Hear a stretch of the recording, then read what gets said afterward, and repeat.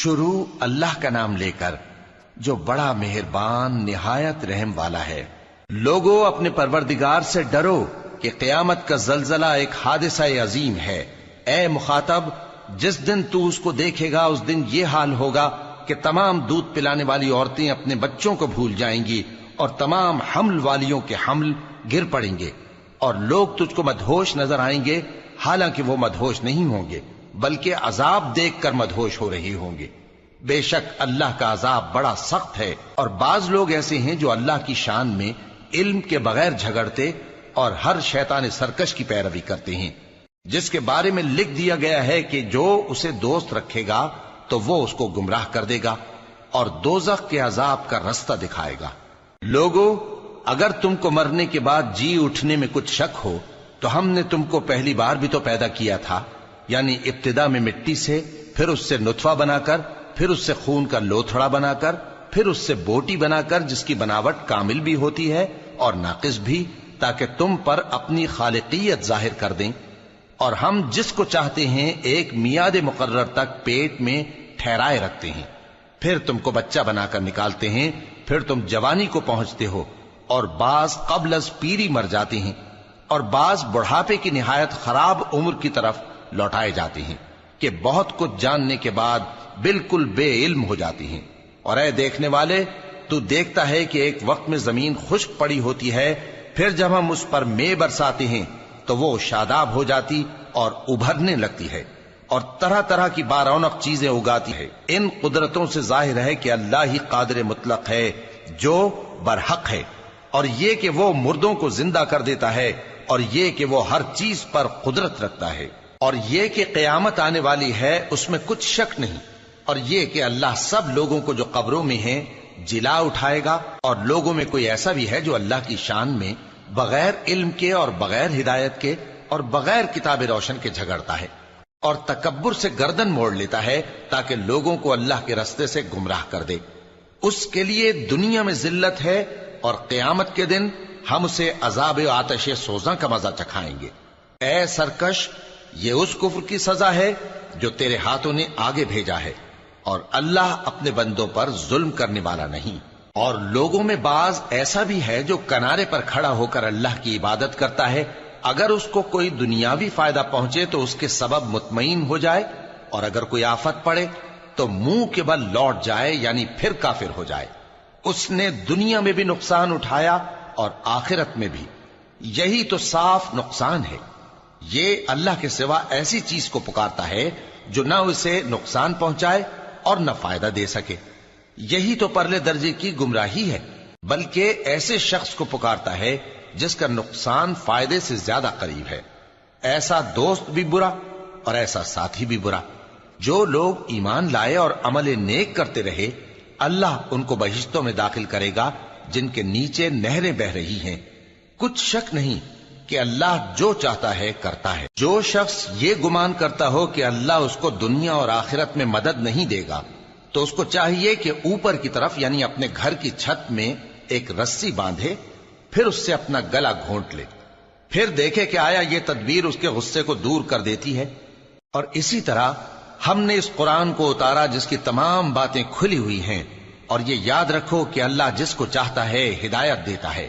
جو لوگ مومن یعنی مسلمان ہیں اور جو یہودی ہیں اور ستارہ پرست اور عیسائی اور مجوسی اور مشرک، اللہ ان سب میں قیامت کے دن فیصلہ کر دے گا۔ بے شک اللہ ہر چیز سے باخبر ہے۔ کیا تم نے نہیں دیکھا کہ جو مخلوق آسمانوں میں ہے اور جو زمین میں ہے، اور سورج اور چاند اور ستارے اور پہاڑ اور درخت اور چوپائے اور بہت سے انسان اللہ کو سجدہ کرتے ہیں، اور بہت سے ایسے ہیں جن پر عذاب ثابت ہو چکا ہے، اور جس شخص کو اللہ ذلیل کرے اس کو کوئی عزت دینے والا نہیں۔ بے شک اللہ جو چاہتا ہے کرتا ہے۔ یہ دو فریق ایک دوسرے کے دشمن اپنے پروردگار کے بارے میں جھگڑتے ہیں، تو جو کافر ہیں ان کے لیے آگ کے کپڑے قطع کیے جائیں گے اور ان کے سروں پر جلتا ہوا پانی ڈالا جائے گا، اس سے ان کے پیٹ کے اندر کی چیزیں اور کھالیں گل جائیں گی، اور ان کے مارنے کے لیے لوہے کے ہتھوڑے ہوں گے۔ جب وہ چاہیں گے کہ اس رنج و تکلیف کی وجہ سے دوزخ سے نکل جائیں تو پھر اسی میں لوٹا دیے جائیں گے، اور کہا جائے گا کہ جلنے کے عذاب کا مزہ چکتے رہو۔ جو لوگ ایمان لائے اور عمل نیک کرتے رہے، اللہ ان کو بہشتوں میں داخل کرے گا جن کے تلے نہریں بہ رہی ہیں، وہاں ان کو سونے کے کنگن پہنائے جائیں گے اور موتی، اور وہاں ان کا لباس ریشمی ہوگا، اور ان کو اچھی بات کی طرف رہنمائی کی گئی اور خوبیوں والے مالک کی راہ بتائی گئی۔ جو لوگ کافر ہیں اور لوگوں کو اللہ کے رستے سے اور مسجد حرام سے، جسے ہم نے لوگوں کے لیے یکساں عبادت گاہ بنایا ہے، روکتے ہیں، خواہ وہ وہاں کے رہنے والے ہوں یا باہر سے آنے والے، اور جو اس میں شرارت سے کجروی و کفر کرنا چاہے تو اس کو ہم درد دینے والے عذاب کا مزہ چکھائیں گے۔ اور ایک وقت تھا جب ہم نے ابراہیم کو خانہ کعبہ کا مقام بتا دیا اور ارشاد فرمایا کہ میرے ساتھ کسی چیز کو شریک نہ کیجو، اور طواف کرنے والوں اور قیام کرنے والوں اور رکوع کرنے والوں اور سجدہ کرنے والوں کے لیے میرے گھر کو صاف رکھا کرنا، اور لوگوں میں حج کے لیے اعلان کر دو کہ تمہاری طرف پیدل اور دبلے دبلے اونٹوں پر جو دور دراز رستوں سے چلے آتے ہوں سوار ہو کر چلے آئیں، تاکہ اپنے فائدے کے کاموں کے لیے حاضر ہوں۔ اور قربانی کی ایام معلوم میں مویشی چوپایوں کے ذبح کے وقت جو اللہ نے ان کو دیے ہیں ان پر اللہ کا نام لیں۔ اب اس میں سے تم خود بھی کھاؤ اور خستہ حال ضرورت مند کو بھی کھلاؤ۔ پھر چاہیے کہ لوگ اپنا میل کچیل دور کریں اور منتیں پوری کریں اور اس قدیم گھر یعنی بیت اللہ کا طواف کریں، یہ ہمارا حکم ہے۔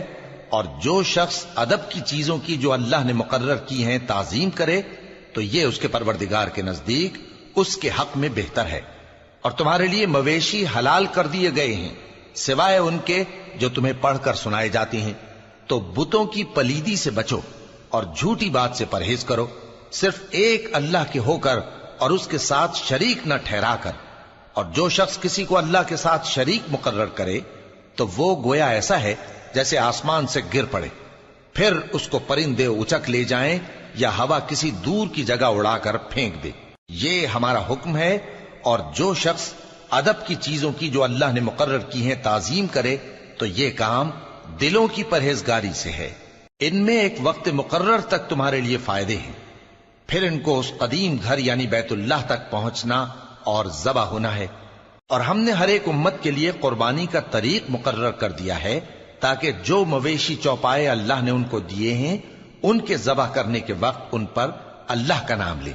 سو تمہارا معبود ایک ہی ہے تو اسی کے فرما بردار ہو جاؤ اور عاجزی کرنے والوں کو خوشخبری سنا دو۔ یہ وہ لوگ ہیں کہ جب اللہ کا نام لیا جاتا ہے تو ان کے دل ڈر جاتے ہیں، اور جب ان پر مصیبت پڑتی ہے تو صبر کرتے ہیں اور نماز آداب سے پڑھتے ہیں، اور جو مال ہم نے ان کو عطا فرمایا ہے اس میں سے نیک کاموں میں خرچ کرتے ہیں۔ اور قربانی کے اونٹوں کو بھی ہم نے تمہارے لیے اللہ کے شعائر مقرر کیا ہے، ان میں تمہارے لیے فائدے ہیں، تو قربانی کرنے کے وقت قطار باندھ کر ان پر اللہ کا نام لو، پھر جب پہلو کے بل گر پڑیں تو ان میں سے کھاؤ، اور قناعت سے بیٹھ رہنے والوں اور سوال کرنے والوں کو بھی کھلاؤ۔ اس طرح ہم نے ان کو تمہارے زیر فرمان کر دیا ہے تاکہ تم شکر کرو۔ اللہ تک نہ ان کا گوشت پہنچتا ہے اور نہ خون، بلکہ اس تک تمہاری پرہیزگاری پہنچتی ہے۔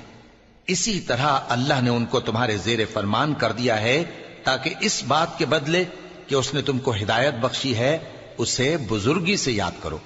اور اے پیغمبر، نیکوکاروں کو خوشخبری سنا دو، اللہ تو مومنوں سے ان کے دشمنوں کو ہٹاتا رہتا ہے۔ بے شک اللہ کسی خیانت کرنے والے ناشکرے کو دوست نہیں رکھتا۔ جن مسلمانوں سے خواہ مخواہ لڑائی کی جاتی ہے ان کو اجازت ہے کہ وہ بھی لڑیں، کیونکہ ان پر ظلم ہو رہا ہے، اور اللہ ان کی مدد کرے گا، وہ یقیناً ان کی مدد پر قادر ہے۔ یہ وہ لوگ ہیں کہ اپنے گھروں سے ناحق نکال دیے گئے، انہوں نے کچھ قصور نہیں کیا، ہاں یہ کہتے ہیں کہ ہمارا پروردگار اللہ ہے۔ اور اگر اللہ لوگوں کو ایک دوسرے سے نہ ہٹاتا رہتا تو خانقاہیں اور گرجے اور یہودیوں کے عبادت خانے اور مسلمانوں کی مسجدیں جن میں اللہ کا کثرت سے ذکر کیا جاتا ہے گرائی جا چکی ہوتی۔ اور جو شخص اللہ کی مدد کرتا ہے اللہ اس کی ضرور مدد کرتا ہے، بے شک اللہ توانا ہے، غالب ہے۔ یہ وہ لوگ ہیں کہ اگر ہم ان کو ملک میں حکومت دے دیں تو نماز قائم کریں اور زکوٰۃ ادا کریں اور نیک کام کرنے کا حکم دیں اور برے کاموں سے منع کریں، اور سب کاموں کا انجام اللہ ہی کے اختیار میں ہے۔ اور اگر یہ لوگ تم کو جھٹلاتے ہیں تو ان سے پہلے نوح کی قوم اور عاد اور سمود کی قومیں بھی اپنے پیغمبروں کو جھٹلا چکی ہیں، اور قوم ابراہیم اور قوم لوط بھی، اور مدین کے رہنے والے بھی، اور موسیٰ بھی تو جھٹلائے جا چکے ہیں۔ لیکن میں کافروں کو مہلت دیتا رہا، پھر میں نے ان کو پکڑ لیا، تو دیکھ لو کہ میرا عذاب کیسا سخت تھا۔ چنانچہ بہت سی بستیاں ہیں کہ ہم نے ان کو تباہ کر ڈالا کہ وہ نافرمان تھیں، سو وہ اپنی چھتوں کے بل گری پڑی ہیں، اور بہت سے کنویں بیکار اور بہت سے مضبوط محل ویران پڑے ہیں۔ سو کیا ان لوگوں نے ملک میں سیر نہیں کی تاکہ ان کے دل ایسے ہوتے کہ ان سے سمجھ سکتے، اور کان ایسے ہوتے کہ ان سے سن سکتے؟ بات یہ ہے کہ آنکھیں اندھی نہیں ہوتی، بلکہ دل جو سینوں میں ہیں وہ اندھے ہو جاتے ہیں۔ اور یہ لوگ تم سے عذاب کے لیے جلدی کر رہے ہیں، اور اللہ اپنے وعدے کے خلاف ہرگز نہیں کرے گا۔ اور بے شک تمہارے پروردگار کے نزدیک ایک روز تمہارے حساب کی روح سے 1000 برس کے برابر ہے۔ اور بہت سی بستیاں ہیں کہ میں ان کو مہلت دیتا رہا جبکہ وہ نافرمان تھیں، پھر میں نے ان کو پکڑ لیا، اور میری ہی طرف لوٹ کر آنا ہے۔ اے پیغمبر، کہہ دو کہ لوگوں میں تو تم کو کھلم کھلا خبردار کرنے والا ہوں، تو جو لوگ ایمان لائے اور کام نیک کیے ان کے لیے بخشش اور عزت کی روزی ہے، اور جن لوگوں نے ہماری آیتوں میں اپنے خیال میں ہمیں عاجز کرنے کے لیے دوڑ دھوپ کی، وہ اہل دوزخ ہیں۔ اور ہم نے تم سے پہلے کوئی رسول اور نبی نہیں بھیجا مگر اس کا یہ حال تھا کہ جب وہ کوئی آرزو کرتا تھا تو شیطان اس کی آرزو میں وسوسہ ڈال دیتا تھا، تو جو وسوسہ شیطان ڈالتا ہے اللہ اس کو دور کر دیتا ہے، پھر اللہ اپنی آیتوں کو مضبوط کر دیتا ہے، اور اللہ علم والا ہے، حکمت والا ہے۔ غرض اس سے یہ ہے کہ جو وسوسہ شیطان ڈالتا ہے اس کو ان لوگوں کے لیے جن کے دلوں میں بیماری ہے اور جن کے دل سخت ہیں ذریعہ آزمائش ٹھہرائے۔ بے شک ظالم لوگ مخالفت میں دور جا پڑے۔ اور یہ بھی غرض ہے کہ جن لوگوں کو علم عطا ہوا ہے وہ جان لیں کہ وہ یعنی وحی تمہارے پروردگار کی طرف سے حق ہے، تو وہ اس پر ایمان لائیں اور ان کے دل اللہ کے آگے عاجزی کریں۔ اور جو لوگ ایمان لائے ہیں اللہ ان کو سیدھے رستے کی طرف ہدایت کرتا ہے، اور کافر لوگ ہمیشہ اس کی طرف سے شک میں رہیں گے، یہاں تک کہ قیامت ان پر ناگہاں آ جائے یا ایک نامبارک دن کا عذاب ان پر آ واقع ہو۔